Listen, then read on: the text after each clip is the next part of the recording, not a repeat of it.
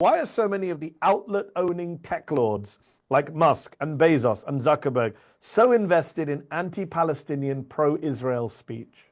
If you look at people like Musk and Thiel and Katz and others, uh, just look at the roots. They come from the white supremacist South African apartheid regime. There's nothing new there, but it's not just them.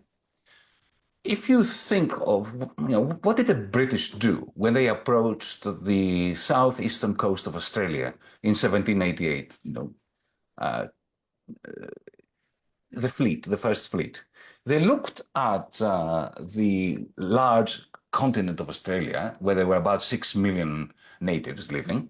They declared it a terra nullius, a land without a people. That's what it means, empty land. And they said, okay, it's ours. That's the first step to genocide. This is what the Germans did in Namibia. This is what the French did throughout Africa, and the Dutch did in Indonesia.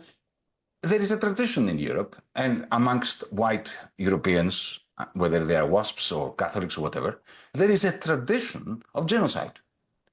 Therefore, think of the Zionist slogan, a land without a people for a people without a land. So, we are looking at the Palestinians, they're not people.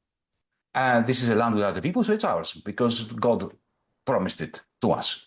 That's the first step to a genocide, to say that this is a land without, saying that this is a land without a people is the first step to genocide. So in all the historical truth, there is a very close coalescence between the mindset of the European, how was the United States built? It was built by effectively carrying out a massive genocide yes. of Native Americans. So they think, okay, well, we've done that. And you see, when they hear you and me talk about equal political rights from the river to the sea, they get really scared. Because for them, equality is the most potent and threatening word in the English language. Why? Yes. Because they know that they live on stolen land.